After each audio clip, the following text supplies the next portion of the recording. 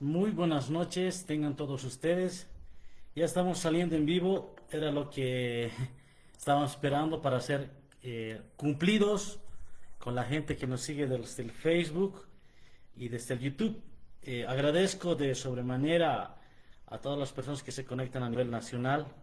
Siempre muy agradecido con toda la gente que nos sigue del otro lado, ¿no? Sí, a ver, respondiendo acá, sí, vamos a tener un diálogo directo, sí. Ahora les voy a presentar a nuestro invitado de esta noche. Como siempre, es una plataforma donde todos tratamos de comentar, nadie aquí sale lastimados, siempre la idea es compartir ideas y ahora queremos escuchar a una persona que este tiempo ha venido desarrollando un trabajo serio desde la Cámara de Diputados. Él actualmente es diputado y también está candidateando junto a la Unidad Nacional, mejor dicho, a Alianza Unidad, perdón, y nos satisface que haya aceptado, ¿no? a este diálogo. La idea de esta noche es justamente hablar cuál es la visión de país, ¿no? En el contexto boliviano, ¿no? ¿Cómo, qué ideas tiene Alejandro Reyes en el tema de la planificación y desarrollo de Bolivia? ¿Cuál es esa visión de país? ¿Cómo él considera que es hacer patria, ¿no? ¿Cómo él está visualizando el futuro de Bolivia en términos sociales, económicos, políticos y ambientales? Que por cierto,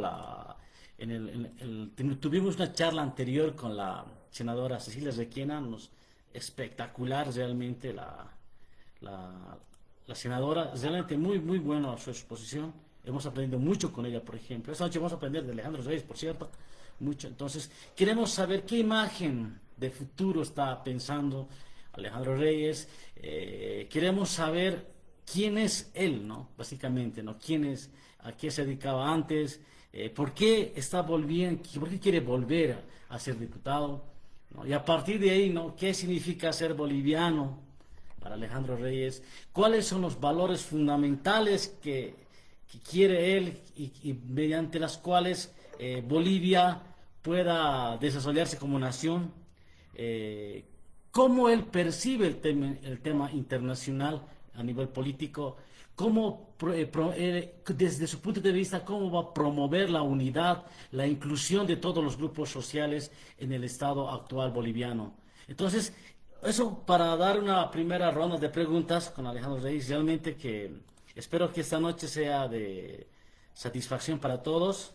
La idea es aprender y conocerlo también a él, ¿no? Porque a veces muchos de nosotros nos perdemos, ¿no? En ese miedo de toda la gente y pues esto lo tenemos que hacer. Y para mí es un placer saludarlo a Alejandro Reyes realmente y más aún que sé de toda esa agenda apretada que hay en la Cámara, se esté dando ese tiempito para conversar con nosotros. Alejandro, muy buenas noches. Muy buenas noches, ¿cómo estás? Muy buenas noches, un saludo cordial, muchísimas gracias por la invitación, por esta introducción tan emotiva. Realmente para mí es un placer estar compartiendo con todos ustedes. Estamos en campaña permanente, pero creo que es muy importante estos espacios para poder compartir, para poder tener una conexión más a fondo, ¿no? Más personal, como tú decías al principio. Yo personalmente muy complacido de este tipo de invitaciones y bueno, dispuesto a que podamos tener este diálogo. Sabes, Alejandro, realmente, mira, te voy a explicar. Aquí hay gente de Cochabamba, de Santa Cruz, están hermanos de Coroico también, por si acaso. A ver, me voy a fijar, ¿de dónde más están? A ver, porque, mira, también está acá de la ciudad de La Paz, obviamente. Están gente mira, de Tarija. Y también están de la frontera con Perú, Yajín, Cuevas. Que bien, o sea, hay gente, o sea, mira, te digo, hace 3 años que venimos habiendo estos coloquios y la gente se ha empezado a sacar tiempito en las noches para un poco conversar con autoridades o con especialistas en algún tema. Y mira, y esta noche te tenemos a vos. ¿Quién es Alejandro Reyes? ¿Cuál es tu forma de presentarte con las personas que no te conocen, maestro? Bueno, partamos justo por eso. Alejandro Reyes, mi persona, es padre, es politólogo, es un ferviente boliviano, un paceño que ama su ciudad, es un paceño que ama su barrio y principalmente un joven con muchísimas ganas de aportar al país. Yo soy politólogo de formación, como te decía, tengo una maestría en administración pública, otra maestría en administración de empresas, soy emprendedor, me gusta mucho el emprendimiento, me gusta mucho el tema económico, he sido, por suerte, he tenido la capacidad de participar en política desde hace bastante tiempo, he sido asambleísta departamental, actualmente soy diputado, como tú bien decías, estamos buscando nuevamente llegar a la Cámara, pero con la finalidad principal de construir país y de construir un país con oportunidades para todos, un país con oportunidades para los jóvenes. Toda mi gestión, podría decir que he estado trabajando justamente en el tema del emprendimiento, en el tema de abrir oportunidades, en el tema de recuperar ciertos méritos para los jóvenes, generar oportunidades afuera, generar esa inclusión del joven laboral y por supuesto el reconocimiento que hoy tenemos, ¿no? Que es para participar en la toma de decisiones. Hoy yo creo que estamos en un momento clave, fundamental para Bolivia. El grueso de la población, estamos hablando casi un 60%, tiene menos de 40 años. Esa masa poblacional que somos nosotros, en gran mayoría, hoy va a definir el futuro de Bolivia, va a definir quién es el presidente y va a definir qué país quiere. Creo que en esa construcción es donde yo me encuentro, es donde todos nos estamos dando la mano y encontrándonos justamente en estos espacios de tertulia y bueno, creo que es muy importante que podamos intercambiar ideas, ¿no? Las campañas políticas a veces son de una comunicación unilateral, sin embargo creo que es demasiado importante que podamos tener ese feedback, que podamos tener una conversación más transparente, una conversación más cercana y así poder realmente plasmar lo que queremos nosotros como país. Alejandro, ¿por qué quieres volver a ser diputado? Ya has tenido 5 años y ahora estás volviendo a postular. Mira que hay jóvenes que están ahora de la carrera de comunicación social que están conectados y mira, te van a escuchar y la pregunta que yo me hago es ¿por qué volver otros 5 años a la asamblea? ¿Qué te motiva? ¿Qué quieres realmente para el país? Básicamente eso, o sea, ¿por qué quieres volver ahí? Mira, yo creo que la principal motivación, como te decía, es la construcción de una Bolivia diferente. Todo este tiempo, estos 4 años y medio, hemos acumulado conocimiento, experiencia, sin embargo, el cambio recién está dándose. Ahora tenemos la oportunidad de cambiar el modelo económico, de cambiar el modelo político y social, de generar un país más democrático, de abrir oportunidades de participación a los jóvenes. Por lo tanto, la tarea no se ha culminado. Y como te decía, el grueso de la población está justamente en este rango de edad, menos a 40 años. Por lo tanto, tenemos que ser más bien partícipes de esa construcción. Hemos dado pasos importantes. Toda mi gestión yo estuve trabajando en el tema del emprendimiento. Hemos hecho un proyecto de ley que hemos tardado casi 1 año y medio en su construcción y socialización. Hemos escuchado emprendedores de La Paz, del Alto, Cochabamba, Santa Cruz. Hemos hecho mesas previas, luego hemos hecho mesas de socialización. Por lo tanto, ahí hemos podido darnos cuenta de que Bolivia necesita ese tipo de trabajo. Y ese tipo de trabajo de un joven para otro joven, de una persona que pueda escuchar de manera diferente a la manera vertical en la que se hace política. Y por lo tanto, yo creo que ahora en esta elección histórica que vamos a tener, es muy importante contar con eso, con experiencia, con juventud, con ganas, con la capacidad de soñar en una Bolivia diferente y, como te decía, recuperar méritos, recuperar el conocimiento y utilizarlo para bien. Por eso, yo estoy en la búsqueda de una diputación nuevamente para poder concluir esta tarea. Sin embargo, eso no significa que querramos ser eternamente diputados. Yo soy un ferviente creyente de que la política tiene que ser una profesión o hay que ser políticos profesionales. Y como cualquier profesión, esa requiere tiempo, requiere conocimiento, requiere experiencia y requiere de los mejores. Entonces, hay que revalorizar priorizar la participación política. Por eso he llamado a todos los jóvenes a que participen, pero no solo una vez, a ser constantes y a generar los cambios a lo largo del tiempo. Eso es muy importante. La participación de una sola vez puede producir un cambio, puede producir algo. Sin embargo, cuando uno está permanentemente y constantemente preocupados por el país, preocupados por cómo se está encaminando la economía o el modelo económico o el tema social o lo que fuere, se producen cambios a lo largo del tiempo. Entonces, yo soy un ferviente creyente de que tenemos que tener esa renovación y esa fluidez en la política. Alejandro, una consulta. El país en este momento está dividido, como tú bien sabes, ¿no? Hay grupos sociales que apoyan a un candidato, otros apoyan a otro. O sea, es un país en este momento caótico, yo me animaría a decir. ¿Y cómo tú lograrías o qué ideas tienes para lograr a partir de tu candidatura? No te olvides que se llaman Alianza Unidad. Entonces yo me preguntaba, ¿cómo van a promover la unidad si ganan la inclusión de todos los grupos a nivel del Estado central?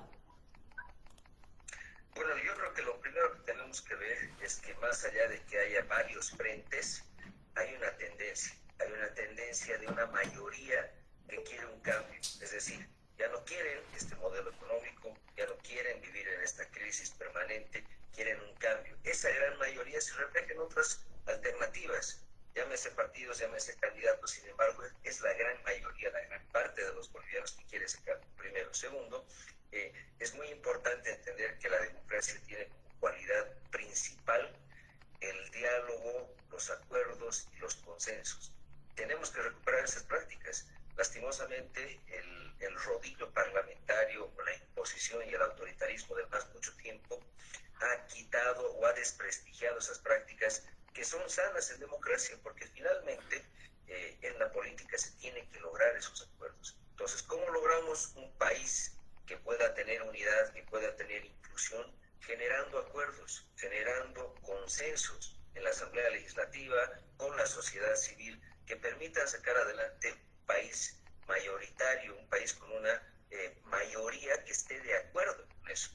Hoy esas prácticas son las que vamos a revitalizar, revalorizar desde la Asamblea Legislativa en un próximo gobierno, como lo planteamos nosotros, desde el bloque de unidad, desde la tolerancia, pero también con la firme idea de que vamos a lograr acordar con la mayoría y con las distintas bancadas que finalmente van a querer tener un país diferente y un cambio de lo que estamos haciendo.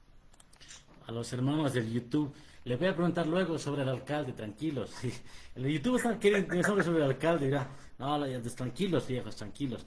Marvin, ¿estás ahí, Marvin? Buenas noches.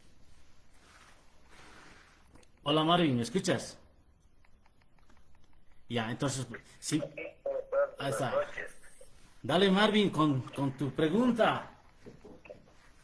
Uy, se me vienen muchas cosas a la cabeza, pero bien, a ver, directo, es en función a lo que tú muy bien le preguntaste, ¿no? ¿Cuál es ese motivo que le impulsa a regresar a trabajar desde la Asamblea Legislativa? Y ya desde un ámbito responsable como ciudadano o como funcionario público, ¿no? En este entendido. Evidentemente la experiencia es muy importante, pero tenemos que entender que la experiencia nos muestra qué es lo que vamos a cambiar y qué es lo que estamos proponiendo. En función a eso yo le pregunto, o sea, ¿cuál es el parámetro de cambio que están ofreciendo? Si hasta el momento no solo el partido al que va a representar ahora, que es la Alianza, ¿no? Sino que todos los candidatos están ofreciendo lo mismo que actualmente el movimiento socialismo está haciendo con los recursos naturales, ¿no? O sea, esto nos han encargado en 2003.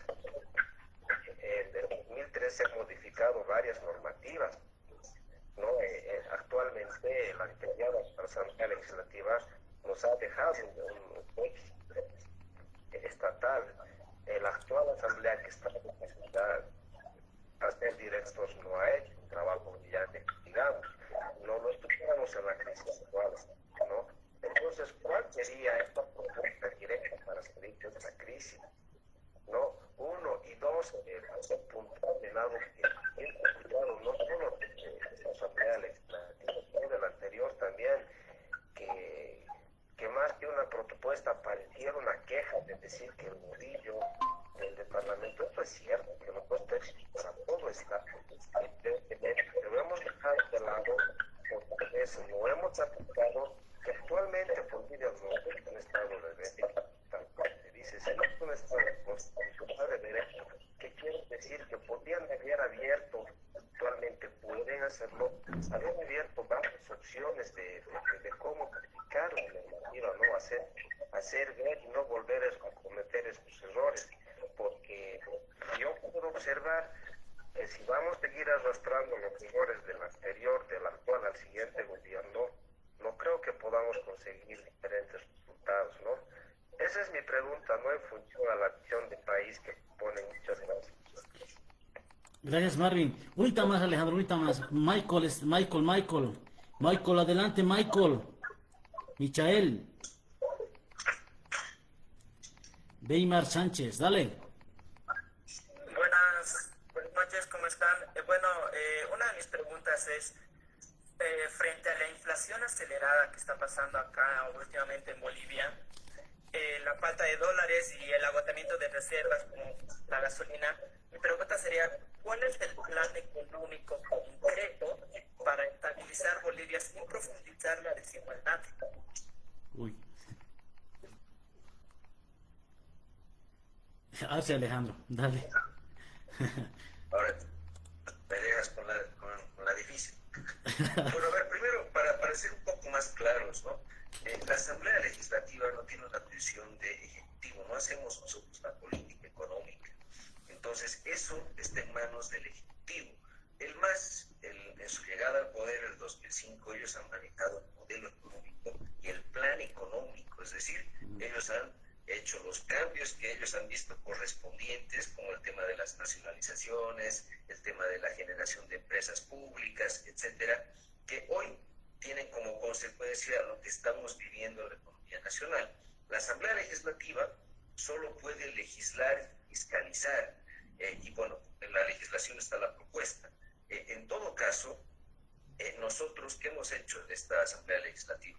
Primero, que hemos evitado un endeudamiento extremo, porque hay que volver al sentido común, en el sentido más práctico de la palabra.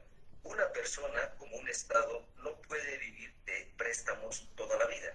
No podemos prestarnos para pagar otro préstamo y así hacer un hoyo negro gigantesco, bicicletear la economía. Eso no es correcto. No es correcto para una familia como no es correcto para un país. Y eso ha demostrado este modelo económico. Estábamos hablando, o alguien mencionaba, el tema de los recursos naturales. Como nunca en la historia, el movimiento al socialismo ha logrado tener una bonanza increíble prácticamente de recursos de la venta del gas. Eso nunca había pasado en este país. ¿Cuál era la visión que debió haber tenido el movimiento al socialismo con esa ingente cantidad de recursos que han ingresado entre el 2005 y el 2015? 10 años que nos ha llovido la plata prácticamente. Primero, era como cualquier persona responsable en su familia, no gastárselo todo, ahorrar. Segundo, invertir, pero invertir en algo que rinda frutos, no invertir en algo que sea una pérdida. Y tercero, y más importante, cuidar lo que te está generando riqueza. En ese sentido, era el tema del gas y de los hidrocarburos. Lastimosamente no se hizo nada de eso. Gastaron, como nunca en la vida lo hicieron, se encontraron con mucha plata, la gastaron toda, porque estamos hablando prácticamente de casi 90,000 millones de dólares que ingresaron solamente por la venta del gas. Es una cantidad increíble de recursos que se han perdido en obras de Evo Cumple, en empresas públicas deficitarias, como la fábrica de la papa frita de 60 millones de dólares. O sea, son gastos que no tienen sentido. Ha perdido el sentido común en el Estado Nacional.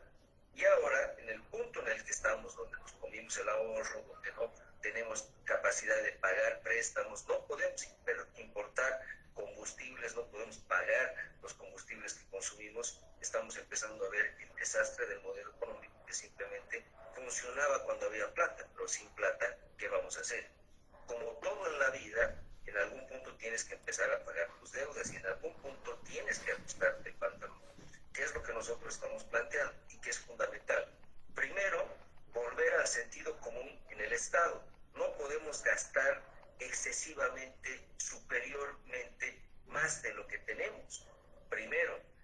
cerrar esas empresas públicas deficitarias, porque ni siquiera son para privatizar. ¿Quién va a comprar una fábrica de papa frita en 70 millones de dólares? Porque encima viene con un sobreprecio excesivo, ¿no es cierto? ¿O quién va a comprar equipos? Cuando en realidad nadie consume equipos. Por lo tanto, esas empresas que hoy son un botín político, que son un gasto innecesario, pues se tienen que cerrar y mantenerlas estratégicas. ¿Qué tenemos que hacer? Por otro lado, tenemos que generar un fondo para estabilizar el país. El problema de los dólares es un problema de que nos hemos comido todas las reservas. Es increíble que en un banco central del país no haya más de 50 millones de dólares. ¿Cómo un país va a tener menos de 50 millones de dólares en divisas? No alcanza para absolutamente nada. Eso realmente es una muestra de la quiebra del Estado. Y ahora argumenta el movimiento al socialismo de que, bueno, la Asamblea Legislativa no aprueba créditos, pero aún aprobando los créditos, no puedes tener plata prestada en el Banco Central, ¿no es cierto? Porque no tiene sentido. Hay que recuperar el ahorro de los bolivianos. Y también hay que incentivar los sectores que se han apagado y le han dado de comer a los bolivianos. El tema de hidrocarburos. La nacionalización ahora se ha confirmado de que nos ha rezagado en la inversión, nos ha rezagado, no ha habido tal nacionalización, sino que más bien han malgastado los recursos, pero no han vuelto a reinvertir, y esa inversión es la que nos hace falta ahora para poder sacar adelante el sector. ¿Qué tenemos que hacer? Tenemos que hacer lo que se está haciendo en el mundo. Hay que cambiar la ley de hidrocarburos para poder traer inversión pública, para poder traer inversión extranjera directa y generar nuevamente un programa claro de proyección del sector, y que nos permita descubrir nuevos pozos, que nos permita tener nuevamente recursos, porque ciertamente hay. De que hay gas, hay gas. El problema es que no hay inversión y nadie confía en este gobierno. Nadie va a traer un solo dólar para invertir de la mano del MAS. Tiene que ser otro gobierno con confianza, credibilidad a nivel internacional, que pueda traer inversión, que pueda, en este caso, hacer todo el estudio que se necesita para poder nuevamente empezar a tener y a generar gas como se tenía, por un lado. Y por otro lado, y algo importante, ¿no? Claramente aquí el país se ha visto desinstitucionalizado al máximo. Ya no tenemos meritocracia, ya no existe gente con capacidades en puestos importantes. Tenemos un presidente de YPFB que es interino. No se respeta ni la forma en la que se tiene que elegir al presidente de YPFB, que es por 2/3 de la Asamblea Legislativa. Esta persona ha sido puesta por el presidente, pasando por encima de la Constitución política del Estado. Y bueno, como no responde a la Constitución, no responde a la legalidad, responde a quien lo puso en el cargo, ¿no es cierto? Entonces no es el mejor, no es el más apto, y por supuesto tenemos esos resultados: yacimientos con muchísimos hechos de corrupción, un yacimientos que no garantiza el abastecimiento de combustibles, un yacimientos que no le dice a los bolivianos de cuánto es la mezcla de la gasolina y el alcohol, y un yacimientos que se maneja en total oscuridad con recursos de todos nosotros. Eso es lo que hay que quitarle hoy al movimiento al socialismo, la discrecionalidad. Tenemos que tener un gobierno abierto que nos permita controlar y conocer en qué se está gastando la plata de todos los bolivianos. Algo que no le gusta hacer al MAS. Por eso tampoco permiten la fiscalización de la Asamblea, han quitado las interpelaciones, y este debe ser el único país donde una Asamblea Legislativa no puede interpelar a un ministro, y mucho menos censurarlo, sacarlo, removerlo del cargo, como tiene que ser en cualquier país democrático con mediano desarrollo. Estamos realmente mal. Ahora, específicamente en el tema económico, que es el tema de la recuperación del país, lo primero que tenemos que hacer es garantizar reservas para poder ver el tema del tipo de cambio, evitar tener este tipo de cambio paralelo que duplica y puede ser mucho más adelante si no se hace algo. Segundo, tenemos que generar este fondo de estabilización que les estaba mencionando, para poder tener los suficientes recursos que garanticen la demanda interna y el cumplimiento de obligaciones externas, y poder también importar los combustibles que se tienen que importar. Samuel ha sido claro. Vamos a redireccionar, por así decirlo, la finalidad de algunos créditos que están por tratarse en la Asamblea Legislativa y vamos a tratar de generar que esos recursos que queden en el tema de las reservas para garantizar este fondo. Obviamente hay que generar confianza de nuevo con otro gobierno que pueda garantizar la inversión externa, incluso la inversión interna, y así poder tener este fondo lo suficientemente robusto que genere credibilidad y confianza con el tipo de cambio, con el abastecimiento de combustibles, y desde ahí empezar esta reforma del Estado para que el Estado no sea este Estado súper obeso que gasta casi el 80% del PIB. Tenemos un Estado que nos cuesta 40,000 millones de dólares y el PIB es de 44. Entonces prácticamente nos lo comemos todo y eso no puede pasar. El Estado tiene que tener un tamaño prudente, tenemos que evitar el déficit fiscal excesivo que hoy se tiene, gastar menos y producir más, y además algo muy importante, y este es un tema de fondo, cambiar la concepción del Estado. Nosotros creemos de que ya no puede darse este Estado excesivamente paternal, excesivamente emprendedor, que hace empresas públicas todas deficitarias. En vez de invertir en esas empresas públicas deficitarias, tenemos que invertir en la gente, en el capital humano. Yo hacía unas peticiones de informe hace unos 2 años, un poco más, para saber cuánto era la deuda de las empresas públicas al Estado, al Banco Central. La respuesta de uno de los funcionarios causó conmoción porque decía que las empresas públicas en total le debían a los bolivianos, al Banco Central, 128,000 millones de bolivianos. Ni siquiera sabían escribir con cuántos ceros era eso. Entonces, es demasiada plata que se pierde, que son préstamos a fondo perdido que no se recuperan y que finalmente se toman nosotros. Por lo tanto, hay que recuperar justamente esa plata y en vez de invertirla ahí, hay que invertir en la gente, en los jóvenes que tienen ideas, que pueden ser emprendedores y que además pueden generar trabajo que es lo más importante en una sociedad que quiere ser desarrollada, que genera oportunidades, que valora la meritocracia, que le da certeza al inversor y que genera y multiplica su riqueza. Y así también poco a poco dejar de lado el tema de los recursos naturales. No vamos a poder dejar de lado siempre el 100% y no lo vamos a hacer de manera inmediata. Sin embargo, cambiando la concepción de la inversión de los fondos, de cómo se tiene que invertir en la gente, poco a poco se puede dar una transición energética, poco a poco podemos generar una sociedad con mayor riqueza en el capital humano, que riqueza en empresas públicas que finalmente se van o se quiebran, como lo que está pasando. Oye, hay una cola ya de preguntas, pucha. David, adelante, querido compañero. David. ¿Qué tal? Buenas noches, ¿se me escucha? Sí, ¿Cómo está? perfecto, hermano. Dale. Bueno, estaba escuchando un poco lo que estaba hablando y quisiera hacer una pregunta. Como partido, ¿no?, de Unidad Nacional, ¿ustedes cómo ven, como partido, cómo ven el papel de la empresa privada en el desarrollo de nuestro país? ¿Y qué políticas impulsaría para fomentar la inversión y el crecimiento de ellas, ¿no? Esa es mi pregunta. Gracias. Continuamos con Vladimir. Hola, Vladi, buenas noches. Vladi. Sí, hermano, hola, ¿cómo estás? Un saludo a todos los presentes, al invitado igual, un saludo. Bueno, una pregunta que me hago y que siempre hago hasta en las redes sociales, ¿no?, que tal vez don Alejandro nos puede responder como pregunta inicialmente, ¿no?, es ¿qué va a pasar con la gestora?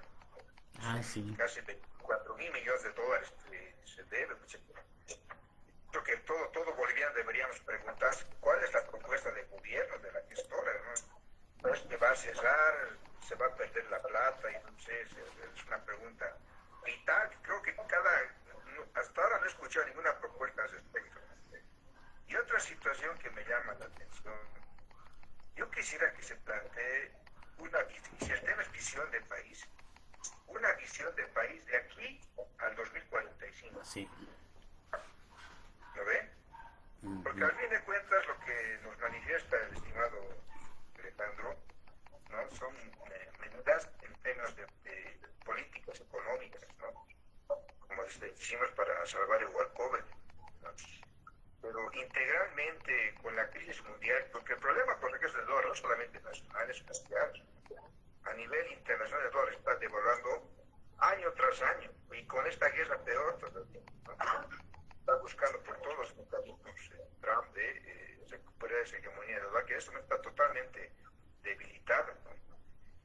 Entonces, en ese término, me gustaría pensar más en una visión de país de aquí al 2045, en términos, uno, de educación, que me parece muy interesante, que ya dejemos de invertir en lo que son las empresas públicas y generemos, digamos, una plataforma educativa, innovación tecnológica y de desarrollo científico en nuestro país. Es importante eso. ¿Hasta cuándo vamos a estar dependiendo de lo que son la extracción de recursos naturales y del mercado informal, etcétera, ¿no? Porque al fin de cuentas el empleo para mí va a ser la generación de empleo es un trabajo de muy largo plazo. Entonces la visión del país tenemos que empezar a encarar eso, ¿no? Desde un punto de vista académico, político, científico, con organizaciones sociales, etcétera. Porque también de alguna manera se tiene que exponer. Pero de alguna manera también el neoliberalismo se ha aplazado. Ahora, el supuesto pseudo-socialismo también se ha aplazado. Los fines han tomado el poder y si habían sido igualitos, o sea, y los blancos han robado, nosotros tenemos que robar igual. Así entiendo la mentalidad de la gente, ¿no? O sea, creo que aplicar alguna política, uno, de lucha real contra la corrupción, pero cero tolerancia a la corrupción. Es importante eso. Dos, cualificar el recurso humano, la materia prima que somos nosotros, para generar realmente gente con ética y que realmente sirva a este país. Y tres, generar una visión de muy largo plazo. Yo creo que en ese escenario tenemos que mover, porque ningún partido nos habla de qué es lo que se quiere de aquí a 20, a 30 años. Eso es lo que se tiene que empezar a construir, estimados hermanos, ¿no? No pensar en cosas de corto plazo. Me dicen, no, vamos, el problema es el dólar, no hay combustibles. Está bien, es un problema latente, ¿no? Inclusive alguien decía, por ahí me empezó a destacar, pues del plano colectivo, decía yo, en un mes soluciona el problema del combustible y de los dólares. Hay problemas estructurales, por ejemplo, el tema de la alimentación, que posiblemente de aquí al 2030 ya no va a alcanzar. O sea, son temas que tenemos que empezar a pensar desde un punto de vista estructural. Entonces eso me gustaría también que se vaya debatiendo a partir de estos escenarios, ¿no? Ya con criterios un poco más profundos, más estructurados, más cohesionados con el país, ¿no? Solamente eso, y muchas gracias. Un saludo a los santos y a Alejandro. Gracias, Vladi. Adelante, Alejandro. Después hay una cola de gente que quiere preguntar y también que han comentado. Dale, Alejandro. Bueno, con el tema primero de las políticas públicas, el rol de la empresa va a ser fundamental. ¿En qué sentido? En el emprendimiento, en los incentivos que se tienen que dar a los emprendedores, en la búsqueda de la formalización, entender que para emprender necesitas un ecosistema que te apoye, no que te trabe, exenciones tributarias que nosotros queremos plantear para los jóvenes emprendedores, para que puedan generar negocios, para que puedan generar empleo y no tengan que preocuparse por estar pagando impuestos de entrada, primero. Segundo, seguridad jurídica. Necesitamos tener certeza de la ley, de que se cumpla la ley y de la cancha en la que uno está jugando. La seguridad jurídica prácticamente es todo el momento de emprender, generar certidumbre al pequeño, mediano, grande inversor o emprendedor. Entonces, el rol tiene que ser fundamental. El rol de la generación de riqueza viene justamente de estos emprendedores que generan riqueza, que generan empleo, multiplican prácticamente la economía nacional. Ese es el rol fundamental que le vamos a dar, en contraposición de este Estado que hace empresas que solamente son botines políticos o que solamente son empleados de quien está en el poder en ese momento. Con respecto a la gestora, nosotros en el plan de gobierno hemos sido claros. Primero tenemos que hacer una auditoría para saber realmente cuál es el estado, cuál es la deuda, en qué se ha invertido la plata de los aportantes, cuánto es lo que hay. No tenemos claro nada de eso porque la gestora hoy no publica ni dice absolutamente nada. Y segundo, es muy importante que podamos tener también AFPs privadas como se tenía en algún momento. Teniendo a la gestora gestora y teniendo AFPs, y que sea el ciudadano, la persona que decida dónde va a poner esos aportes, en la gestora o en la AFP privada, y que vea los beneficios, que vea los riesgos, y que sea uno el que defina, no sea una imposición del Estado. Entonces ahí es un inicio fundamental de la elección que va a poder dar la persona. Y bueno, con respecto a la visión de país, creo que hay que dejar de tener un Estado centralista absoluto. Tenemos una propuesta nosotros del 50-50, es decir, que ya entendemos que las autonomías funcionan, hay que profundizarlas, los recursos tendrán que ir gradualmente al 50-50, 50% para el nivel central, 50% para las universidades, regiones, municipios, gobernaciones, y promover el desarrollo local, lo que va a permitir equilibrar las fuerzas, lo que va a permitir recuperar la democracia en el sentido del debate y de los equilibrios, y lo que va a permitir también a cada región tener una vocación productiva, va a poder permitir de que las regiones se concentren en lo que pueden hacer y producir. Entonces, eso por un lado. Luego tenemos que entender que la democracia se tiene que ir perfeccionando en el sentido de que hay que recuperar, uno, la institucionalidad. Tenemos que todos respetar las leyes, y los órganos del Estado tienen que recuperar su independencia, tienen que recuperar su institucionalidad.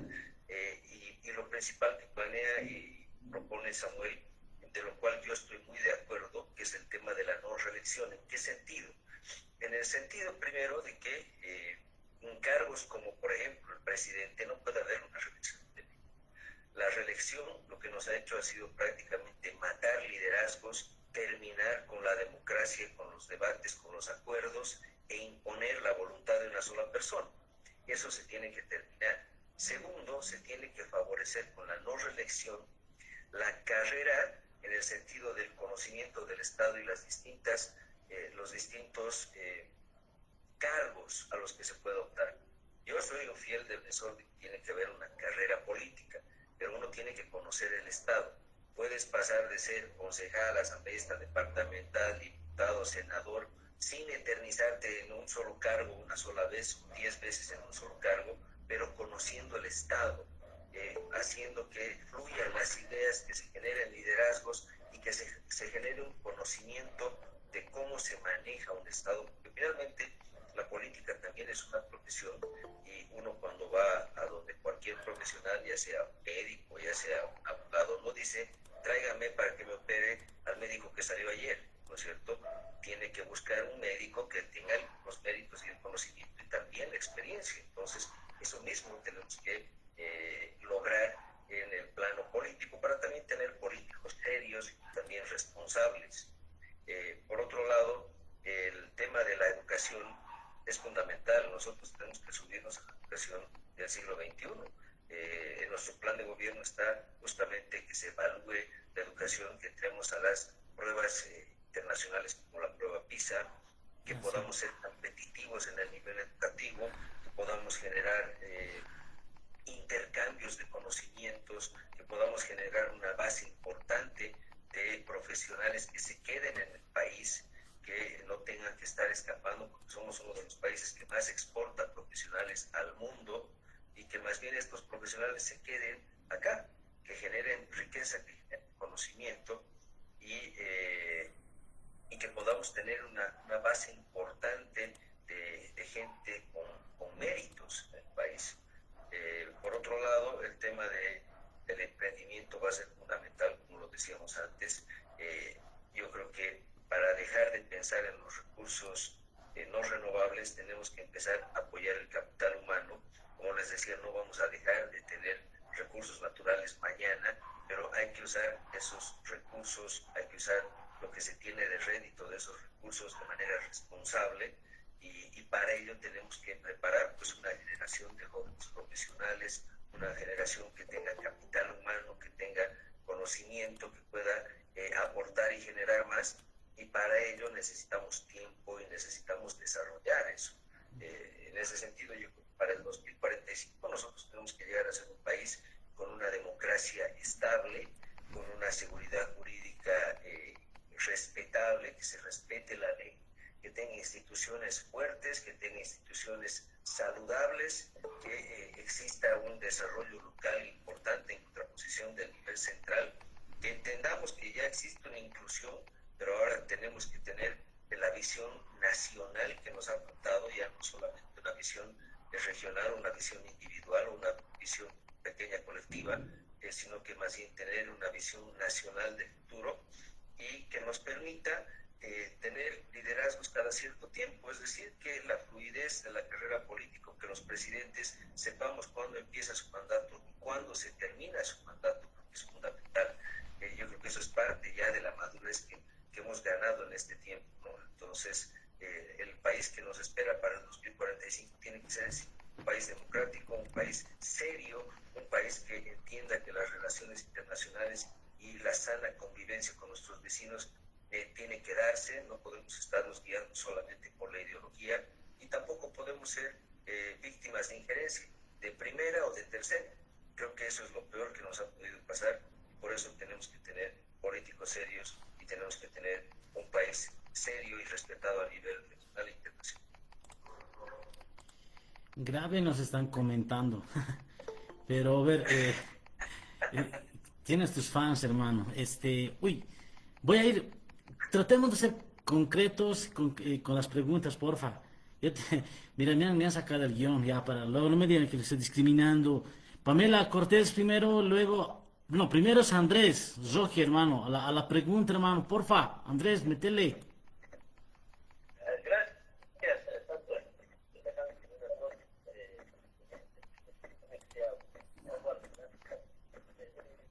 Quiero preguntar sobre el programa 100 becas. Usted sabe que don Alejandro Evo Morales ha decretado para los profesionales de excelencia académica becas al exterior. Han salido más o menos 300 profesionales de excelencia académica a las mejores universidades del mundo para maestrías y doctorados. Ustedes conocen, mayormente son ingenieros. Al retornar, ellos ya no han encontrado trabajo. Ingenieros petroleros, por ejemplo, estaban cargando garrafas, algo así, un cargo insignificante, pues. Ellos tenían que replicar aquí en Bolivia. El problema es que por no encontrar trabajo, ellos salieron, o sea, volvieron otra vez al exterior. Allá sí han recibido, otros han continuado con doctorados o postdoctorados, otros a trabajar en el exterior, en el primer mundo, ¿no? ¿Verdad? Aquí no encontraron, eso era el compromiso. Sin embargo, cuando se fueron allá, ejecutaron el contrato decía que debería estar el doble del año replicando aquí en Bolivia, pero como nosotros no tenemos nada, tecnología, nada, ¿cómo va a replicar? No había cargos para ellos. Entonces, como se fueron allá, ahora están ejecutando que devuelvan el costo del beca. ¿Cuánto cuesta tener que devolver una maestría? Más de $500,000 de bolivianos. Los doctorados tienen que devolver 1.100.000. Entonces, eso pues devolver, ¿verdad? ¿Quién no ha cumplido? Es el Estado. ¿Qué va a pasar ahora si ustedes son gobierno? ¿Qué va a pasar con esos profesionales de excelencia académica? ¿Van a seguir pagando esas deudas? ¿Qué va a pasar en su gobierno, si es gobierno de don Samuel? Gracias.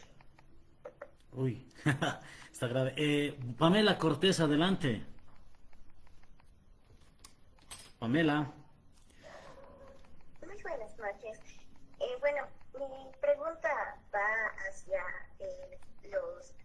los incendios que pasaron últimamente.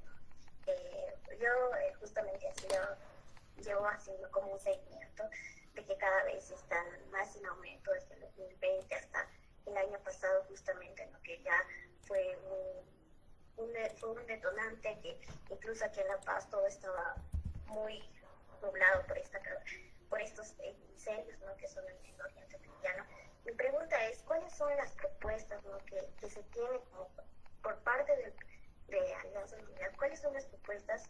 Porque si bien el año pasado los activistas y justamente estaban intentando hacer, estaban proponiendo, ¿no?, esto de que leyes para estar esta situación, para que ya no avance.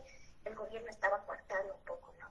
Y además de eso, ¿cuáles a las propuestas, ¿no?, en el caso de los incendios y en el caso de las personas que han sufrido por estos incendios, ¿no?, personas que están que son pobladores de ese lugar? Esa sería mi pregunta. Unita más, hermano, unita más, así para ir avanzando, ¿no? Carlita Riveros. Gracias, licenciado. Usted estaba hablando de la reforma de las universidades, de generar más conocimientos, inversión. Pero ¿por qué se habla de universidades y no se habla de colegios? Yo creo que para fomentar, para ver más profesionales, mejores profesionales, y abrir las mentes de los mismos jóvenes, creo que hay que iniciar desde los colegios. Por lo mismo que son jóvenes que están saliendo, están viendo. Bajo mi experiencia, en mi colegio o en los colegios públicos, se está limitando mucho esa curiosidad de los mismos jóvenes, esa misma alimentación de conocimientos, ya que se tiene una reforma educativa que es bien pobre y bien humillante, yo creo, para el boliviano. Siempre se dice que tenemos que ser mejores que otros países, pero ¿dónde está el ser mejor? ¿Dónde está esa reforma que debería cambiar? Debería generar más conocimiento, debería haber docentes. Yo, bajo mi experiencia, sé que hay docentes que son excelentes, pero no los dejan por la misma reforma. Cuando un profesor quiere meter como libros de colegios privados, que son muchos mejores, siempre les dicen, no, tú tienes que regirte a esto. ¿Dónde está ese cambio? Yo digo que si va a haber un nuevo gobierno, hay que comenzar por los colegios, porque esa es la juventud que puede generar un cambio en el país, una curiosidad para saber qué política se está llevando en el país, cuáles son los errores, porque normalmente en los colegios se está llevando el marxismo. Quieramos o no ver, es marxismo. Algo que al principio ya no te lavan el cerebro, pero acá ahora se están viendo las consecuencias de todo eso. Y me gustaría saber cuál es la política que ustedes centran, la política que están armando contra la reforma educativa, y si se va a tomar en cuenta los colegios, como ya he dicho. Eso sería. Uy, Alejandro, tienes tres personas que han preguntado mucho. Adelante. Me interesa mucho la respuesta que le vayas a dar a Andrés por el tema de la fuga de cerebros, ¿no? De esos becarios que han sido afuera. Me interesa, a ver, te escucho, hermano. ¿Qué opinas? Bueno, realmente lo que nos dice es una muestra clara de la improvisación en las políticas públicas, ¿no? Generar oportunidades, intercambios y becas a nivel internacional, pero luego no tener las condiciones en un Estado que debería garantizarte primero el espacio y la oportunidad laboral, porque te está mandando a formarte y luego no te recibe como tiene que ser, significa la mejor forma de desperdiciar el talento humano. En nuestro plan de gobierno nosotros no solamente vamos a buscar una educación abierta con el mundo, sino que la generación de becas, vamos a generar los intercambios suficientes, pero también generando esta oportunidad de trabajo en pos del Estado, en pos de la sociedad como tal, más que del Estado incluso, ¿no? Necesitamos esa oportunidad que se está perdiendo por la fuga de cerebros. Yo, por ejemplo, veo siempre un ejemplo muy en ese sentido, que es el tema mexicano, que ellos tienen un consejo de ciencia y tecnología que permite justamente aglutinar a todas esas mentes que se han formado afuera, los convierten en un consejo de asesoría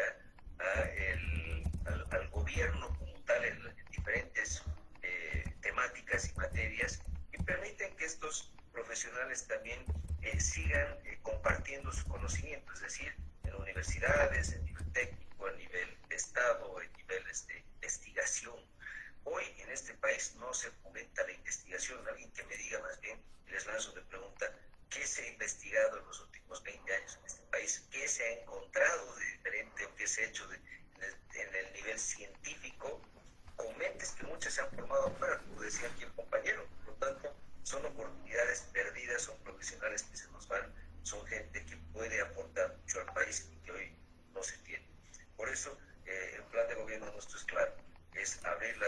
educación y las puertas del país al mundo, generar oportunidades de formación, retornar a estos profesionales y entregarles las oportunidades laborales suficientes para que puedan replicar su conocimiento ya en el plano científico y fomentar la investigación con recursos desde el Estado para poder tener justamente un nivel importante académico y un nivel de profesionales. Pues ya pasando al tema de los incendios, lo primero que tenemos que hacer es aplicar las leyes incendiarias. Como bien decía la compañera, no ha habido la voluntad política. Las leyes abrogatorias de estas normas incendiarias han estado propuestas de distintas bancadas, se han logrado ciertos consensos y comisiones, pero nunca llegaron a tocar el pleno de la Cámara de Diputados o de Senadores, porque no hubo la voluntad política, porque el gobierno en su momento, cuando tenía algo de fuerza, evitó el tratamiento de estas leyes para que el tema de las quemas se sigan dando. Hoy no tenemos esas leyes abrogatorias y por eso seguramente, y ojalá Dios quiera, vaya a pasar incendios de la misma forma, de la misma magnitud que el año pasado, o tal vez peor. Por lo tanto, nosotros ya de entrada se dijo que se tienen que aprobar esas leyes abrogatorias permisivas y obviamente tenemos que endurecer las penas. Samuel ha sido claro, 30 años por lo menos para quienes estén tratando de generar quemas e incendios, porque hoy los agarran y a los 3 días los liberan, porque tampoco hay justicia severa ni suficiente para ese tipo de atentados contra la naturaleza. Por lo tanto, ya el tema de las quemas es intolerable, se está afectando totalmente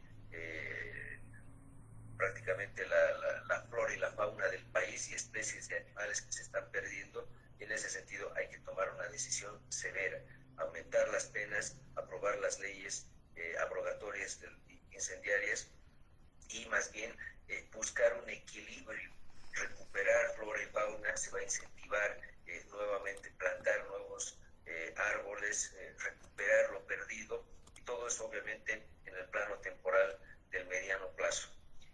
Por otro lado, con el tema de la educación primaria y secundaria, en nuestro plan de gobierno hemos sido más que claros. Se tiene que invertir en la educación. Hay que darle más presupuesto a la educación.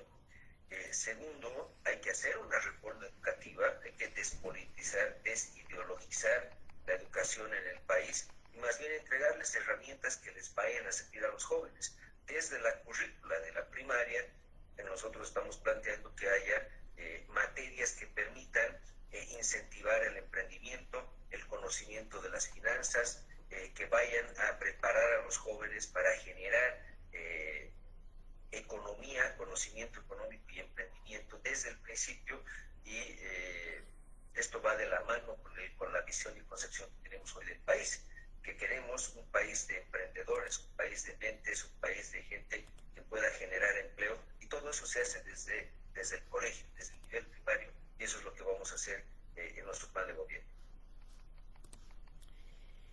Uy, hay una cola de comentarios. Lo voy a leer al final, porfa. Yo sé que se está mordiendo la lengua mi amigo Juan José Guillén. ¿Estás ahí, hermano? Saludos hasta Coroico, Juan José. ¿Estás ahí, Juan José? Creo que no.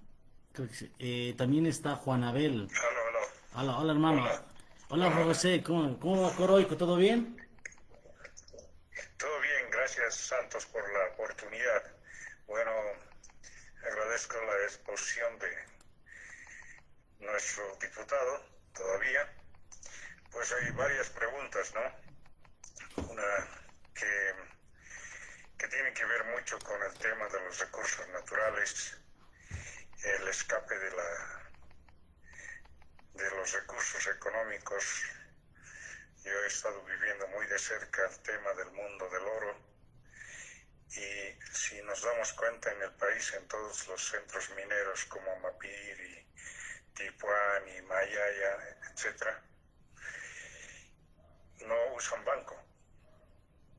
Ahora es más, ellos sacan su oro en un taxi, meten la plata en un taxi y ahora lo llevan a Chile directamente para no pasar por Bolivia, para no no recibir bolivianos porque ellos quieren también una moneda que esté estable, ¿no?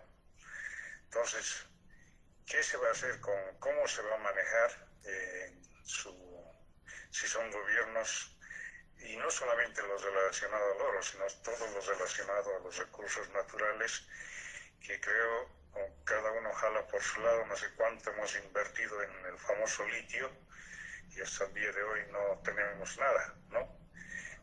Lo mismo pasa con todo lo que es el petróleo, y hoy estamos viviendo la escasez de diésel y gasolina, ¿no?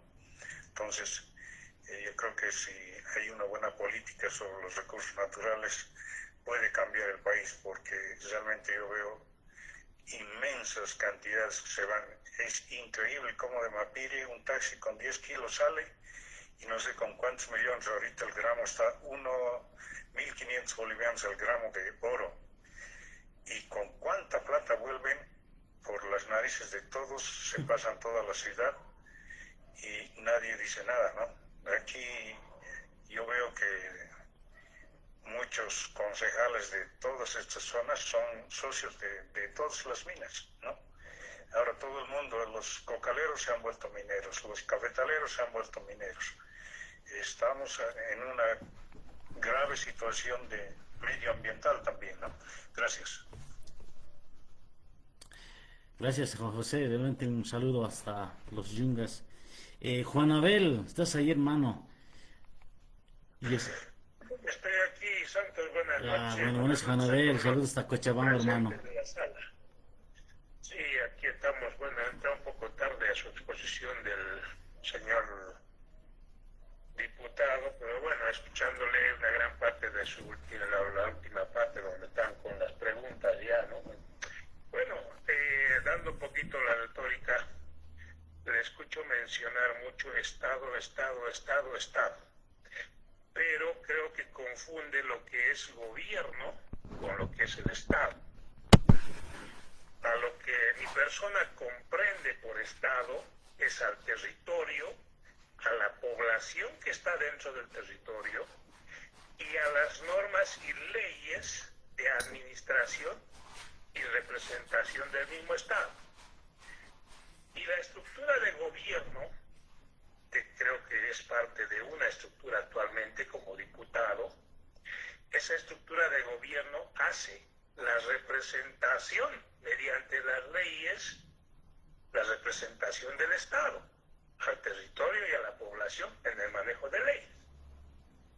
Bueno, eso quería aclararle un poco, no sé, habló bastante sobre el conocimiento de política, que tenía que haber, los políticos deben tener conocimiento y debería haber políticos con experiencia, más al contrario discrepo, que en la función y representación pública para cualquier autoridad debería de ser por dos gestiones, una elección y una reelección, y no estar viviendo de la mamadera del Estado. ¿Ya? Ahora quiero preguntarle lo siguiente. Que yo sepa, todos los gobiernos que han pasado a la representación de nuestro país, todos se han dedicado a gobernar en base a la minería y en base a los hidrocarburos. Si es que Doria Medina llega a la representación de gobierno hacia el Estado boliviano, ¿cómo piensa llevar a la población a un escenario de productividad para que la población luego entre a un escenario de competitividad? Muchas gracias, tengan muy buenas noches.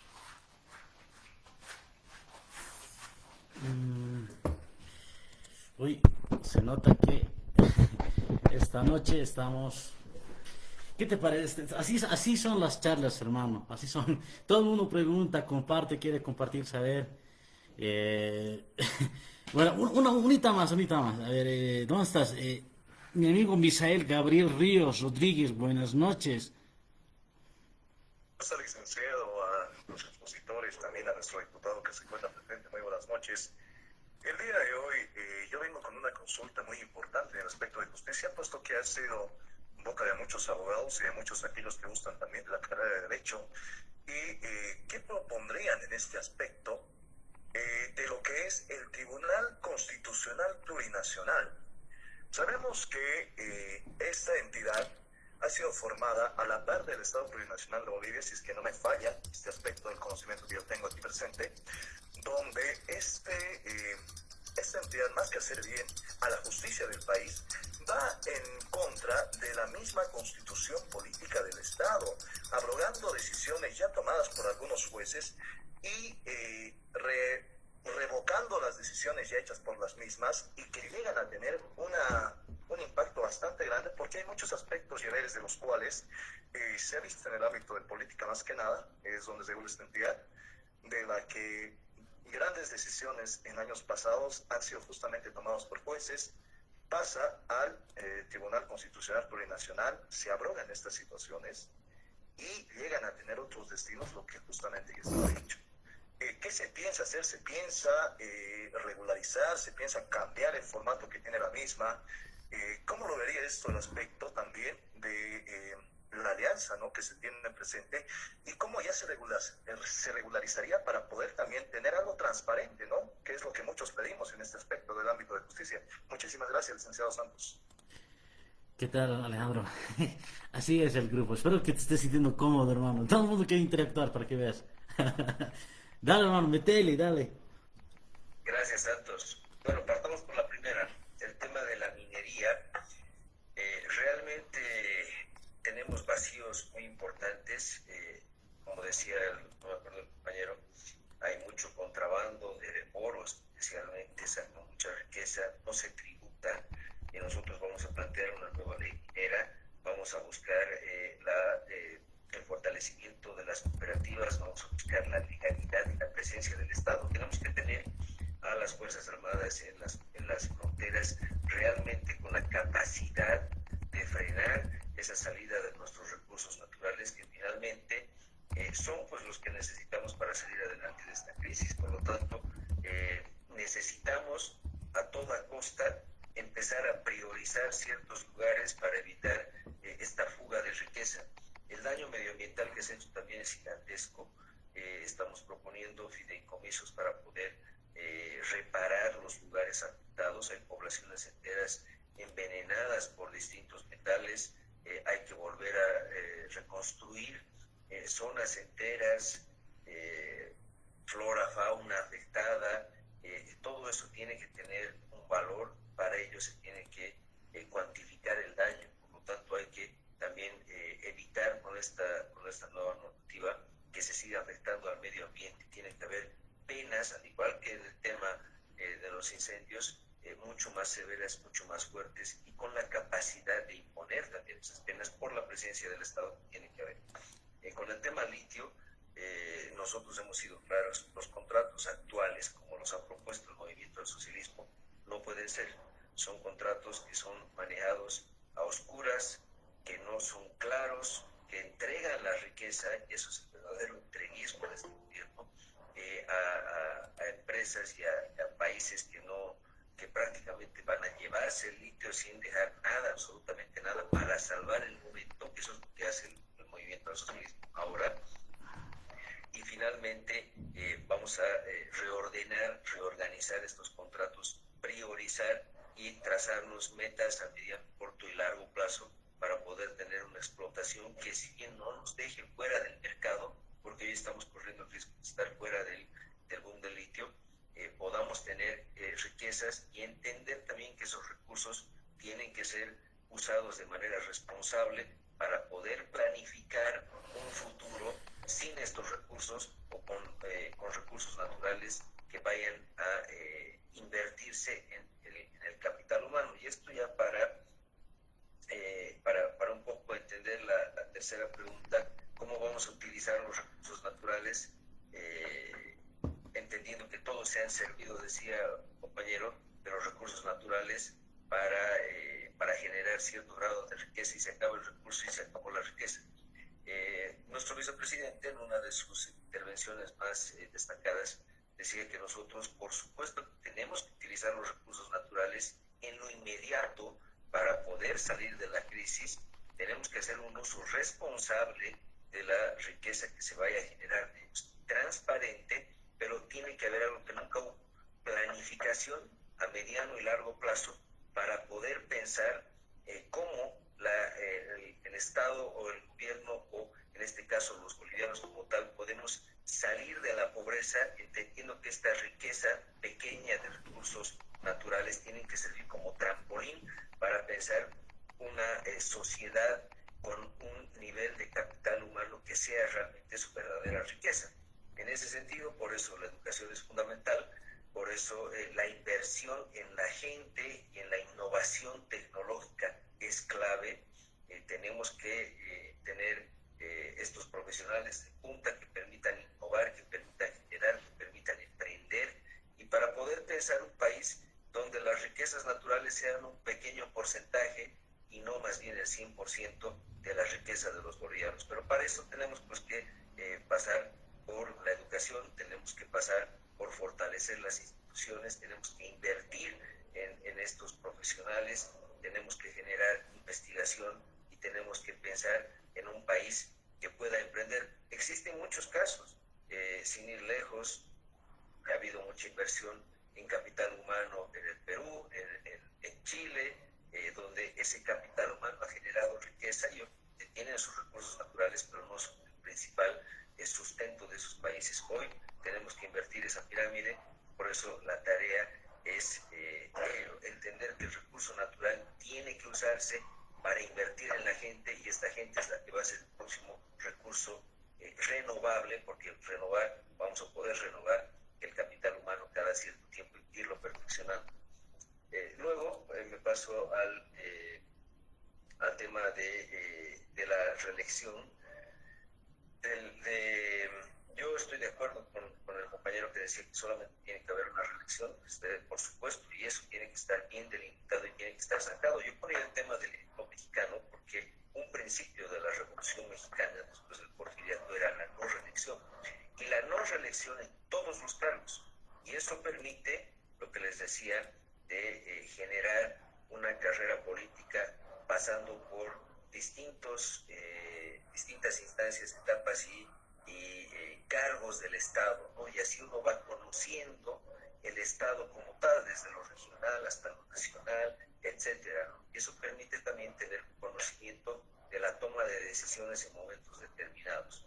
Algo así se tiene que hacer, entendiendo que el principal cargo, que es el del presidente o el del vicepresidente, solo puede tener una reelección, y mejor si no tiene reelección, como lo planteamos nosotros. Así sabemos que uno empieza, luego le tocará a otro continuar con el trabajo que falta, y entender que uno no puede ser el que inicia y termina todo en la historia de este país. Y ese es el más grave error que podemos cometer los políticos. Por lo tanto, tiene que haber esa fluidez en los cargos.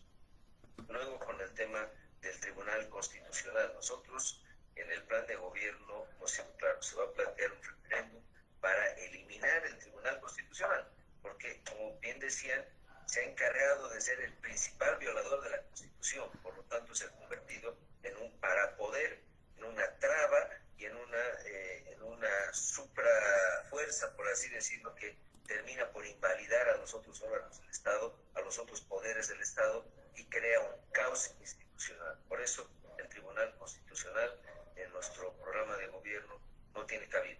Creo yo que tiene que ser eliminado para evitar esa confusión entre poderes, y más bien recuperar la fortaleza y la independencia del resto de los poderes, que no puede estar sometido a un poder como el Tribunal Constitucional, y de la manera que encima se han autoprorrogado. Estimados amigos. Uy, wow, hay muchas ideas que quisiera preguntarlas, pero voy a dar, esta es una, para que te des un poquito cuenta, es una relación más directa con la gente. Si te das cuenta, Alejandro, todo el mundo, estás hablando directamente con las personas que viven en diferentes lugares, ¿no? Quiero darle lugar a una persona, Oaira Coela. Adelante, Oaira, te escuchamos. Muy buenas noches. Buenas noches, señor diputado Alejandro. Mi nombre es Vivian Pavón. Bueno, quería en realidad hacer un comentario que espero que complemente o sea considerado en la planificación del programa de gobierno que se encuentran desarrollando. En 2018 yo fui beneficiaria de las becas del Estado, me fui a la Federación de Rusia y realicé un programa de posgrado en física nuclear. Al retornar, evidentemente, he tenido inversiones en el tema de incorporación laboral y poder aportar o aplicar mis conocimientos en el área que me corresponde. Sin embargo, buscando alternativas, ya una vez que me incorporo a esta institución, hemos encontrado algunas peculiaridades en el desarrollo de investigación. Usted tiene toda la razón, no existe una sinergia entre universidad, recursos humanos estratégicos y las instituciones públicas. Mi persona ha formado parte del desarrollo del plan nuclear para realizar líneas de investigación en función a las necesidades del Estado. Por ejemplo, en minería, creo que ya estamos cansados de ser solamente personal que saca el recurso natural, la materia prima y lo vende. Creo que ya es hora de que le demos un valor agregado. Es por eso que nosotros hemos desarrollado, por ejemplo, es un ejemplo, tierras raras. Somos potenciales. Para poder saber si somos potenciales, tenemos que hacer una evaluación con las entidades públicas que tenemos. Senarecom, que son los que están en el área de comercialización y control, AHAM, en el tema de la evaluación de los terrenos, las cuadras que le llaman en términos mineros, y por otro lado Sergiomin, quienes son los encargados de hacer la valoración de las análisis de compuestos. Y bueno, nosotros en tecnología nuclear queríamos aportar con este equipamiento nuevo, poder determinar cantidades exactas de las reservas que se cuentan. Considero una investigación importante. Ahí es donde tal vez pueda ayudar para cambiar algo, que al realizar este plan, solo en esta línea de investigación, hemos tenido un sinfín de problemas con las entidades, dado que había cambio de personal, cambio de maes, no éramos escuchados, no le tomaban la importancia como tal, porque puede ser que en cargos estratégicos hay personas que realmente no tenían el perfil idóneo, que comprendan la profundidad y la criticidad de este tema, ¿no? Eso es mi aporte. Gracias. Gracias, Vivian. Bien, excelente. Franco Córdoba, buenas noches, hermano. Adelante. Hola, Franco. ¿Cómo está, mi estimado Santos? Buenas noches. ¿Qué tal, hermano? Bueno, Adelante. saludarle a todos los presentes, ¿no? Escucho que está aquí un diputado nacional, no sé, bueno, no me interesa criticar, sin embargo está como autoridad nacional, ¿no es cierto? También he escuchado que están hablando aquí con la situación que estamos pasando como Bolivia, el tema crisis de combustible, económico, escaso dólar y demás otras cosas. Y lo que estoy escuchando, los planteamientos creo que están con una visión a largo plazo. ¿Y por qué no estamos fijando una solución a corto plazo? Por ejemplo, yo casi en muchas escrituras ya he planteado ahorita, por lo menos este mensaje que lleva el diputado a la Asamblea Nacional. Son 3 temas muy sencillos que le puede dar de alguna u otra forma solución al país. En el caso del dólar, por ejemplo, con un decreto puede regular el precio, lo que están vendiendo en el mercado paralelo. No sé qué piensa el gobierno o los diputados, senadores también, para no crear una ley y regular el tema dólar. Eso es lo que nos está generando toda esta situación. Con un decreto puede paralizar el tema dólar con la prohibición de que no se venda en los mercados paralelos, sino que en los bancos autorizados en el precio, o sea, en el cambio oficial.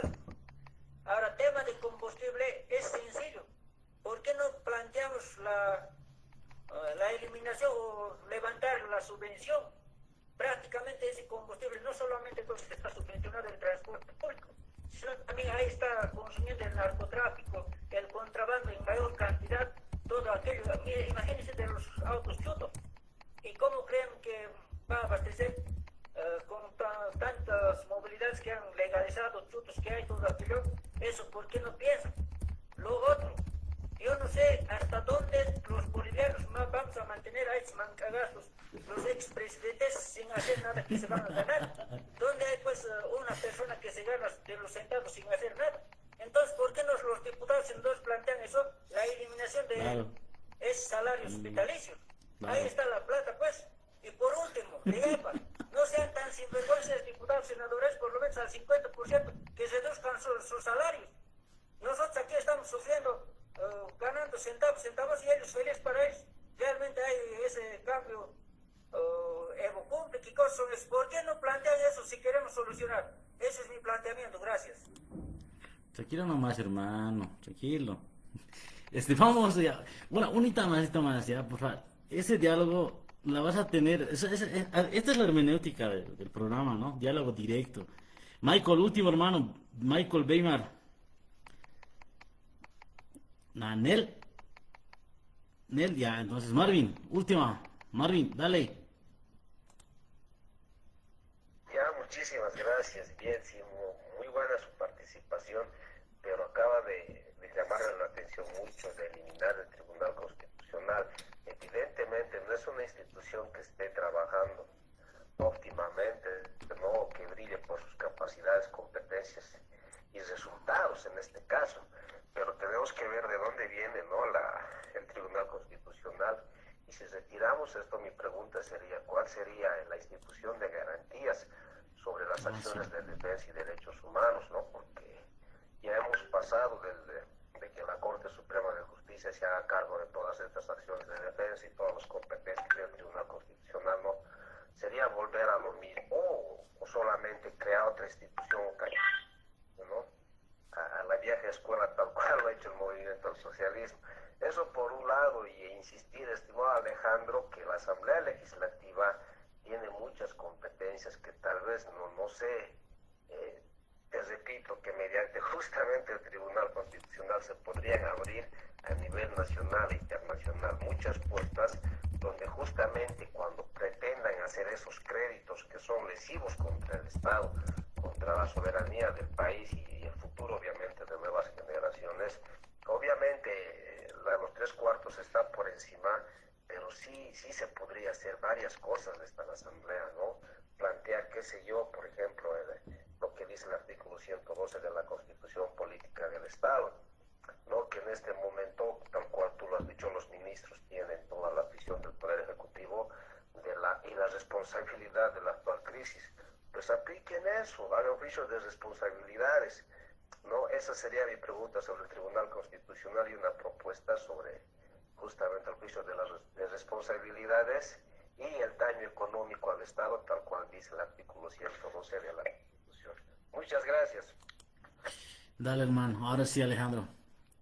Sé que te estamos torturando con muchas preguntas, pero es lo bueno, lo lindo de este espacio que hemos venido creando hace mucho tiempo, es que pueden entrar en contacto directo, ¿no?, con las personas, ¿no? Y es más escuchar, y es por eso también que se conectan, ¿no? Y solamente se acepta aquellas personas que tienen el nombre completo, ¿no? Si no, no se acepta. Pero bueno, Alejandro, adelante. Bueno, a ver, primero para el tema de las becas, ¿no? Tiene toda la razón Vivian. Realmente hay profesionales muy importantes con conocimientos tan específicos y tan ricos que necesitamos en el país y que simplemente no están siendo bien utilizados. Y es más, en cargos técnicos, absolutamente técnicos, hay políticos. Eso es lo que tenemos que cambiar. En lugares técnicos tienen que estar profesionales como Vivian, que tiene ese conocimiento, tiene esa capacidad de entender cosas que en realidad van mucho más allá de la política y de los periodos políticos. Por eso es bien importante la institucionalidad en cargos específicos, donde sean pues los méritos los que valgan y donde sea pues gente como Vivian, que más allá, indistinto de qué gobierno sea, ellos tengan la voluntad de mantenerse en sus cargos porque tienen el conocimiento requerido y específico. Por lo tanto, realmente eso es lo que tenemos que trabajar. El tema tierras raras es una oportunidad y es una riqueza y es algo que lo estamos dejando de lado. Creo que el próximo gobierno tiene que, por supuesto, centrarse en ello. Y finalmente decirle a Vivian, yo creo que en este punto necesitamos profesionales como tú. Ojalá a través de Santos se pudiera generar un tenga esa especialidad y que entienda que esto va mucho más allá de la política, sino que sí va por el conocimiento, y su conocimiento es muy valioso. Por lo tanto, ojalá puedas contactarme a través de Santos y generar justamente ese acercamiento con profesionales de tu talla y de tu importancia. Yo personalmente voy a hablar con la gente de la alianza nuestra para que puedan ser incluidos y sus propuestas puedan ser también escuchadas, ya para ir pensando en el futuro y en cómo pueden ustedes seguramente seguir aportando, y es más, que su aporte realmente sea mucho mayor al que han estado dando hoy en este gobierno y en esta instancia. Por otro lado, bueno, como decía el compañero, bueno, creo que en el corto plazo hemos sido claros, ¿no? Necesitamos primero recuperar el sentido común del Estado, es decir, evitar el déficit fiscal, recortar el gasto, eso tiene que ser desde el día 1, ya no tener un déficit fiscal de 13%, recortar el gasto, pensar en este fondo de estabilización que les vengo diciendo, porque el tema dólar, no sé, y esto un poco para explicar cómo funciona el tema de tipo de cambio. El tipo de cambio fijo se sostiene por la cantidad de reservas que tienes en tu Banco Central. Cuando tú tienes, como teníamos antes, 14,000 millones de dólares de reservas, puedes tener un tipo de cambio fijo porque tienes lo suficiente para producir el intercambio en el mercado interno y para cumplir tus obligaciones a nivel internacional. Hoy que solo tenemos 50 millones de dólares, no tienes el respaldo para entregar dólares en el mercado interno y menos para cumplir tus obligaciones externas. Si se produce una devaluación, un sinceramiento, llamémosle, hoy del tipo de cambio, pasamos de 6,96 a 16, que es el tipo de cambio paralelo, al día siguiente trepa el tipo de cambio de nuevo al doble, a 20 o 30 bolivianos, porque sigue sin tener esa cantidad de dólares para cumplir con el mercado interno. Entonces tú sinceras el tipo de cambio, la gente viene y te compra dólares, pero no tienes los dólares para venderles. Entonces el tipo de cambio al día siguiente se vuelve el doble, 30, 50, 60, y así empiezan las hiperinflaciones y las devaluaciones y las mega devaluaciones. Hoy todos hemos sido devaluados. El sueldo de todos nosotros vale la mitad, más allá del incremento salarial. Esto ha sido el doble de perjudicial y eso tiene que quedar como moraleja para todos. Ese incremento salarial que ha dado la última vez el presidente de más del 10% ha generado mayor pobreza, ha generado mayor pérdida de poder adquisitivo. Ya nuestra plata no vale nada prácticamente. Entonces eso se ha generado a través de esa mala política pública, y por eso necesitamos primero un fondo de estabilización inmediatamente para poder luego sincerar el tipo de cambio, y en nuestra propuesta está más que claro, tiene que volver el sistema del bolsín, que es prácticamente la subasta de dólares del Estado, manteniendo un tipo de cambio flotante, pero con un margen pequeñito, pero que exista la cantidad de dólares para cumplir con el mercado interno y externo. El tema de los combustibles, lo propio, no podemos importar combustibles porque no tenemos dólares, y la subvención, este presidente tampoco se atreve a tocarla. Nuestro plan de gobierno es reducir la subvención y mantenerla focalizada en ciertos sectores, y por supuesto avanzar a un estado donde ya se tenga cada vez menos subvención de combustibles. Finalmente, el sueldo de los expresidentes, yo creo que es simplemente un cliché, lo llamaría yo, porque 20,000 bolivianos por 5 personas no es nada. Donde hay que ahorrar en el Estado es en la corrupción, porque lo que se lleva la gran parte de la plata del Estado es los corruptos del Poder Ejecutivo, los ministros, los negociados, las obras fantasma, los fondos indígenas que nunca explicaron dónde están esos millones. Eso es lo que se roba la plata de verdad. 5 sueldos de 5 personas no hacen la diferencia para nada. Le harán la vida más feliz a alguno que otro, puede ser, pero en todo caso no cambia en nada la realidad de pobreza y de mal gasto que tiene el Estado Ejecutivo, o sea, el Estado como tal. El tema de la institucionalidad, necesitamos nosotros realmente devolver la institucionalidad al Estado. O sea, tiene que, en este sentido, respetarse las instituciones, los escalafones, los ascensos, la meritocracia, devolver a la gente que conoce a los puestos que realmente tienen que ejercer. Un claro ejemplo es Spiridian, donde gente pues en el centro nuclear, pues tiene que saber pues, del tema nuclear. No Claro. puede haber un político dirigente de algún pueblo que sea el que encabece el tema nuclear, ¿no es cierto? Eso no puede pasar. Eso es una pérdida de eficiencia y es pérdida de plata para todos nosotros. Por lo tanto, tenemos que devolver la institucionalidad al país. Y con el tema de la Asamblea y las facultades, yo creo que esta Asamblea Legislativa ha sido una de las que más ha podido conseguir éxitos en el sentido de que hemos evitado un endeudamiento mucho mayor. Lastimosamente se le ha quitado atribuciones que nunca debieron haberse quitado, como el tema de las interpelaciones, y justamente en una sala constitucional un ministro, con una excusa del derecho al trabajo, ha cortado esas interpelaciones y ahí está el juego cruzado entre instituciones, y por eso también se tiene que ver el tema del Tribunal Constitucional, con crear una sala absolutamente técnica, despolitizada y con gente a la altura, y no más bien políticos autoprorrogados que le han hecho todo ese daño y cercenando atribuciones a la Asamblea Legislativa. Con lo que hemos tenido, hemos logrado recuperar institucionalidad y hemos evitado un mayor endeudamiento en el país. Yo creo que de ahora en adelante, la próxima Asamblea Legislativa tiene el rol de la reinstitucionalización del Estado y de las reformas de fondo del Estado. Es decir, hay que recuperar las atribuciones perdidas, hay que de nuevo reencauzar las fiscalizaciones y las atribuciones que también nos han quitado, y la Asamblea Legislativa tiene que convertirse en un poder que tenga la capacidad de generar equilibrio a nivel central. Entonces, yo más que nada diría que la Asamblea Legislativa, más allá de las facultades que se nos ha quitado, hemos cumplido con un rol importante, pero ahora significa que desde el Ejecutivo se tiene que optar por respetar esa institucionalidad también de la Asamblea Legislativa. Un claro ejemplo de ello son los interinatos. Como les decía, por 2/3 se debería elegir al presidente de YPF, hoy es un interino. El director de la ANH, lo propio, por 2/3 y es un interino. El de la DGAC, otro interino. La Contraloría, encargada de auditar los recursos del Estado y en qué se gasta la plata de los bolivianos, tendría que ir por 2/3, hoy es un interino.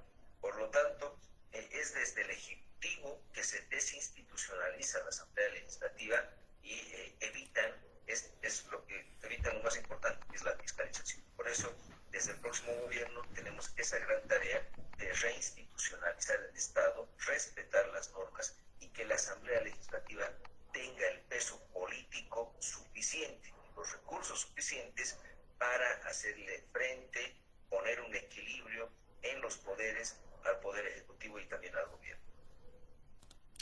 Bueno, Alejandro, yo realmente me he quedado satisfecho por todas tus respuestas, los comentarios, y espero realmente que Bolivia cambie, ¿no? Y con ustedes también se pueda lograr un mejor futuro para nuestro país, que es lo que queremos todos, ¿no?